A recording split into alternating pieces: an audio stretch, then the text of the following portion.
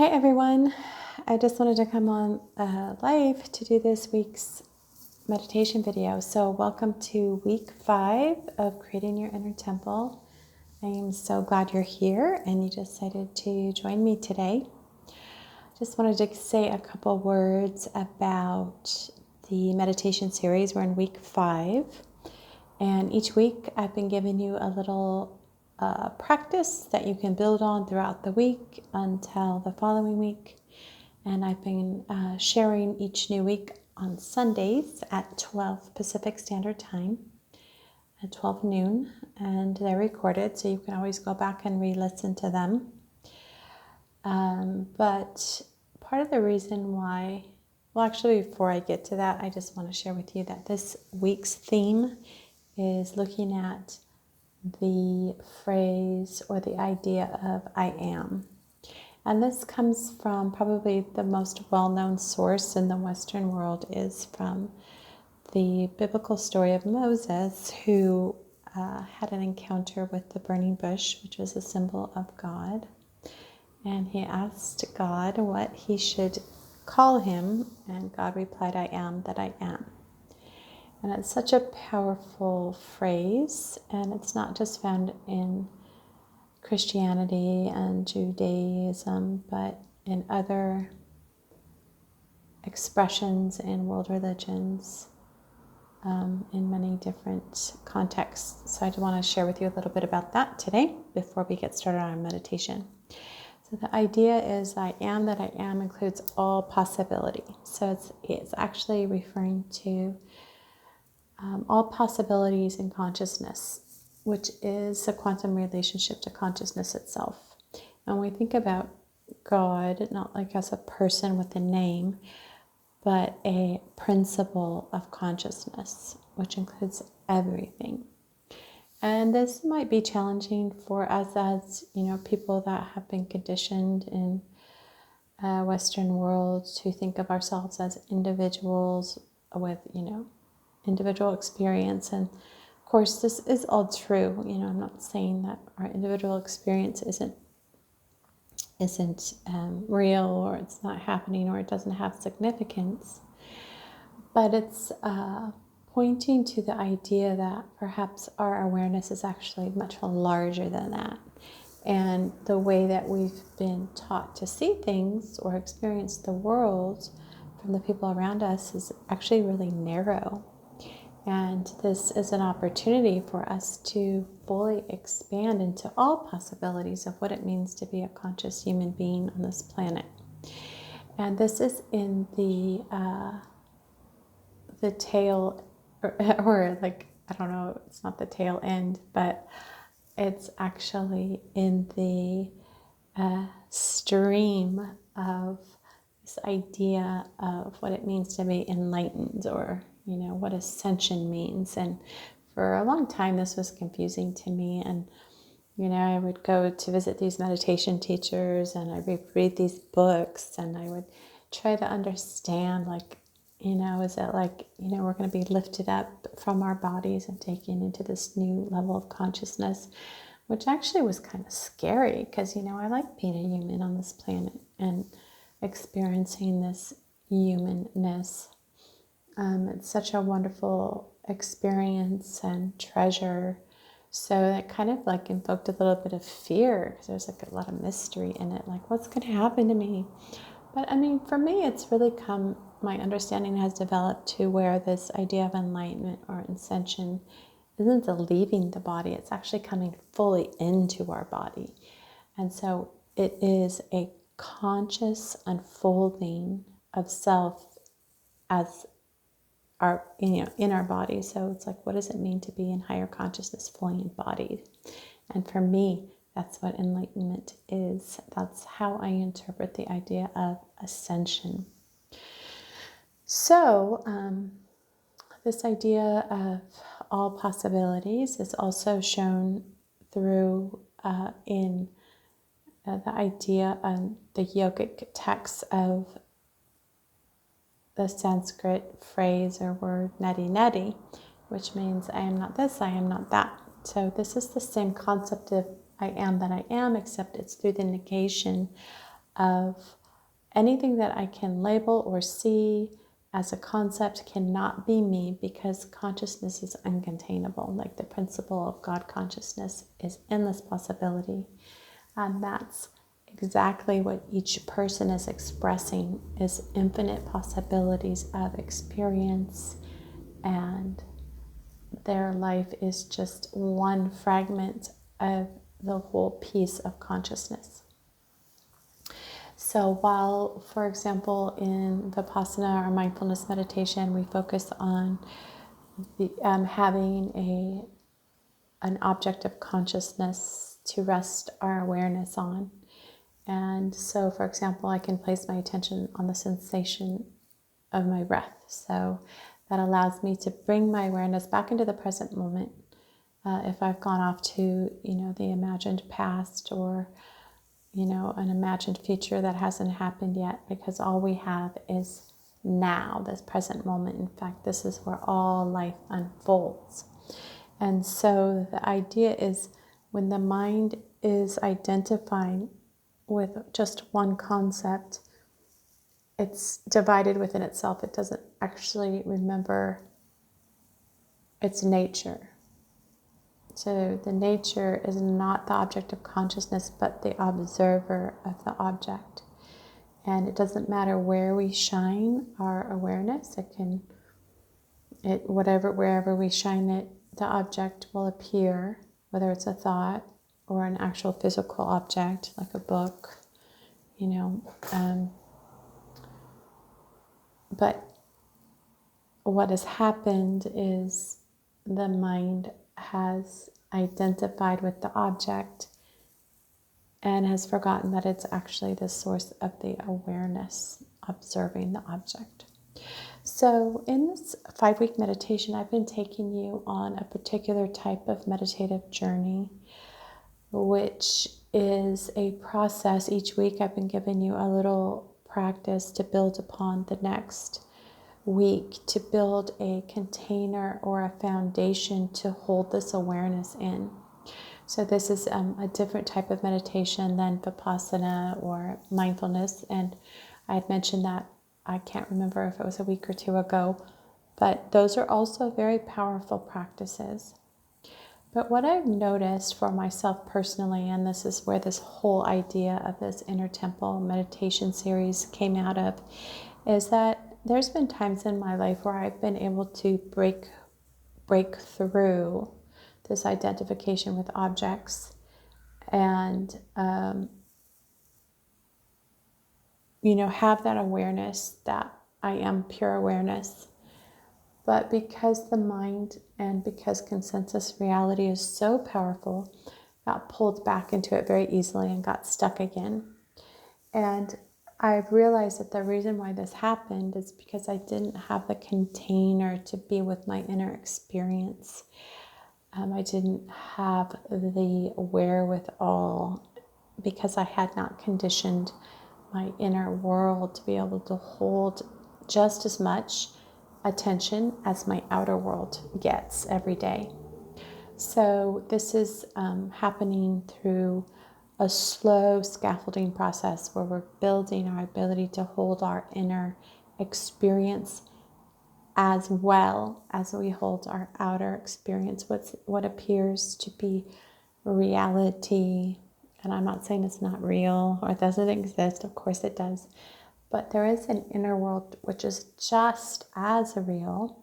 And according to quantum physics, it's actually the consciousness actually creates the outer reality depending on where it chooses to place its attention, what it is entangled in, and that sort of thing, which I won't get into today. But anyways, I just wanted to give you that little context for our practice today, which is focusing on the concept or the relationship to consciousness that's contained in I am. So let's go ahead and get into mindfulness, a meditative posture. You can sit in a chair or on the floor, whatever's comfortable for you, just as long as your spine is straight. And you can let your shoulders relax, and you can go ahead and close your eyes and turn your attention within, taking a couple of relaxing breaths, allowing yourself to arrive in your chair, in your seat, in your body.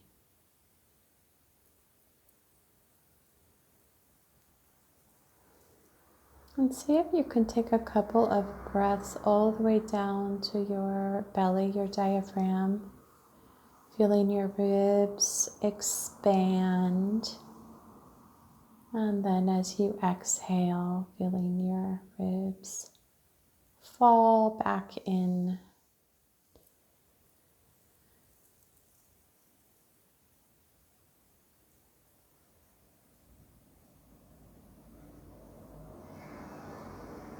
And just doing that a couple of times, allowing your mind to slow down, allowing yourself to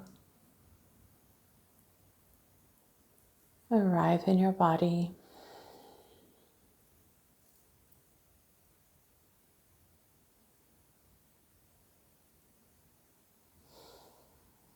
Feeling your weight supported by your chair or the floor.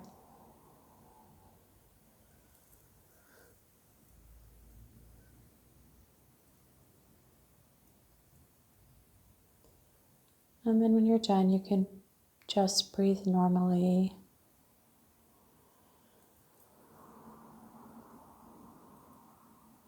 Letting your attention rest on your inhale and your exhale.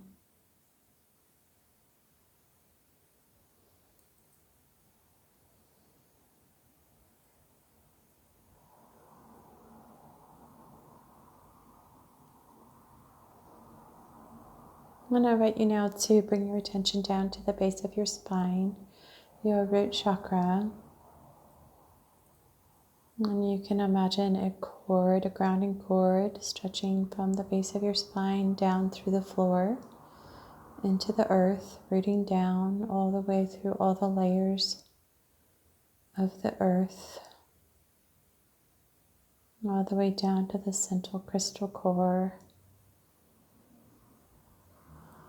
connecting to the energy of the planet.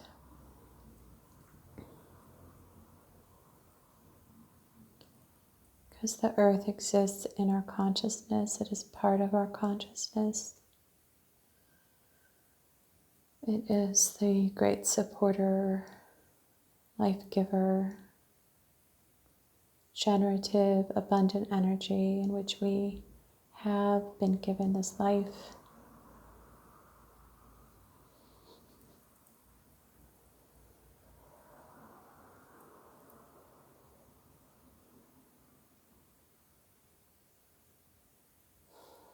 So just allowing yourself to connect with her energy.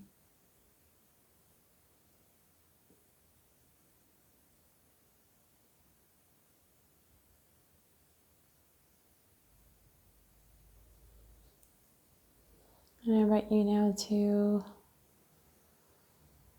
connect to your imagination.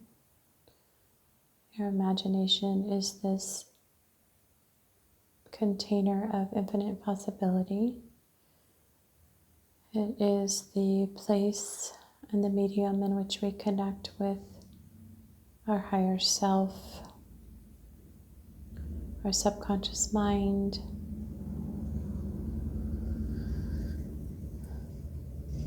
our divine essence.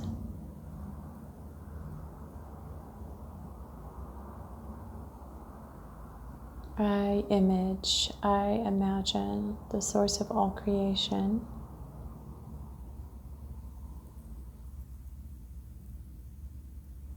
I invite you to recreate your inner temple, the one that you discovered in week 1. For those of you that were here, and for those of you just joining us today, it could be just a place in nature that you've visited before, or a place that's purely sprouting from your imagination.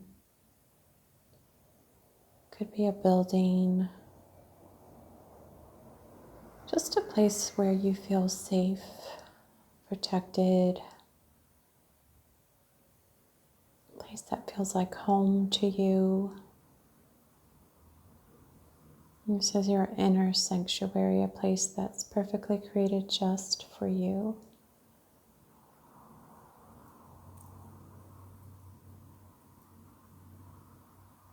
And go ahead and take a minute to look around, situating yourself here in this space, inner space. And find a comfortable place to seat yourself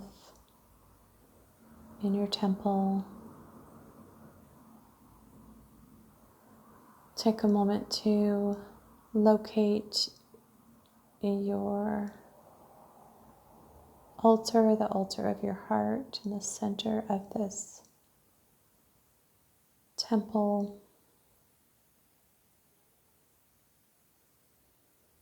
Noticing its shape and size and whether there are any items or objects on it.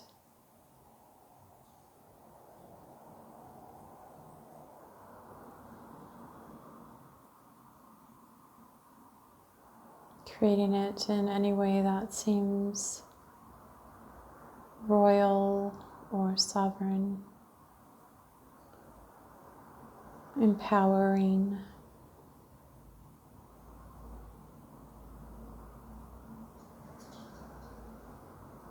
As the altar of your heart, the center of centers.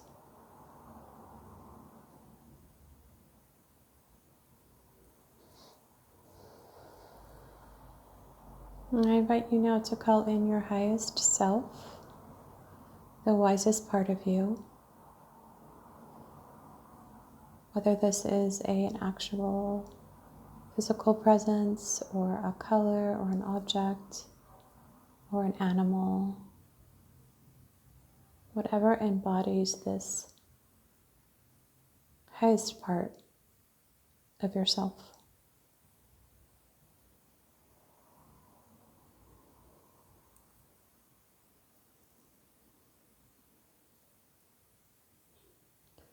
Welcoming, taking a moment to connect deeply with this aspect of your own consciousness.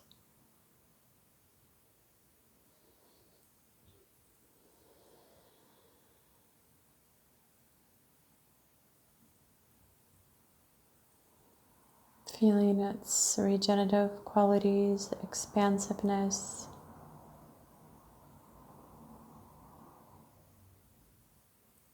Take this opportunity to inquire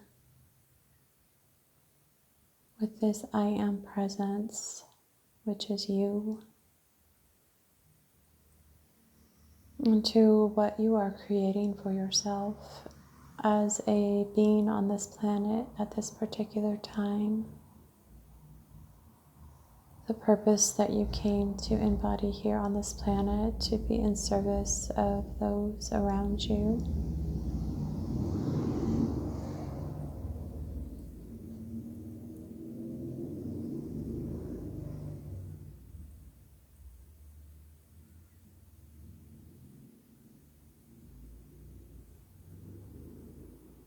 What does it look like? What does it feel like?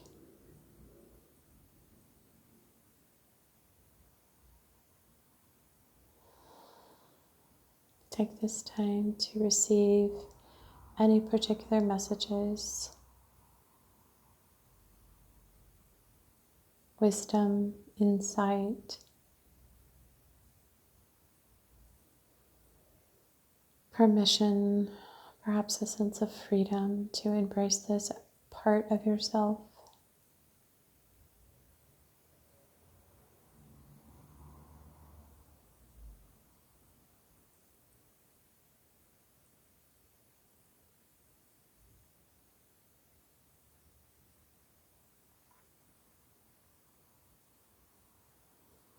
Continuing to breathe, letting your attention rest on your breath, bringing yourself to this present moment right here, right now.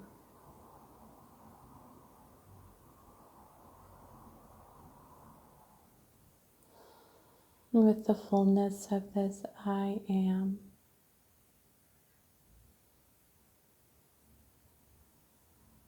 This I am relationship to yourself.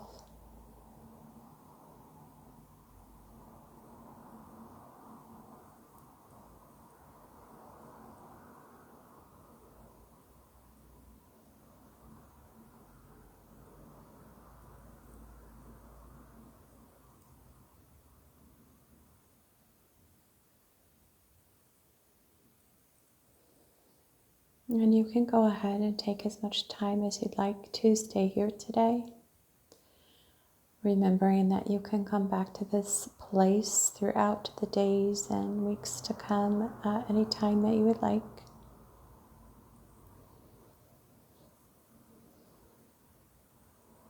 For the rest of us, I'm going to bring our attention back into the room.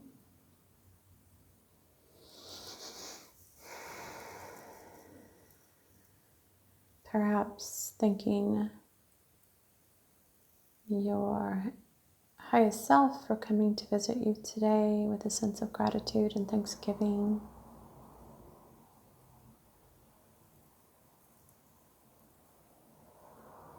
For what was shared and what transpired.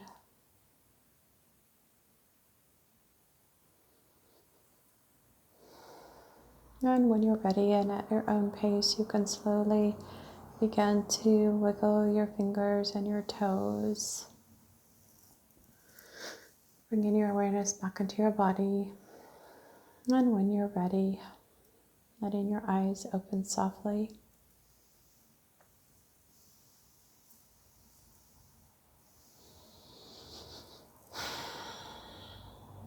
Welcome back. I'd like to thank you very much for joining me today for week 5 of the 11-week Creating Your Inner Temple meditation series. And I just want to wish you a great rest of your day, rest of your week. And I hope you can join me next Sunday for week 6. And I want to remind you what a valuable treasure you are. And I also would like to remind you that if you would like to listen to any more of my content, it is available on my Facebook page at mindheart-space. Also on my Mind Heart Space YouTube channel. And if you would like to find out more about my integrative awareness coaching services that I offer in order to support you in coming to the fullness of who you are, you can check out my webpage at www.mindheart-space.com, and you can schedule a 15-minute discovery chat with me where we can explore how I might be able to support you in coming into your purpose and what you're here to create in this life for yourself at this particular time on the planet. All right. Namaste. That's all for now. I'll see you real soon. Bye for now.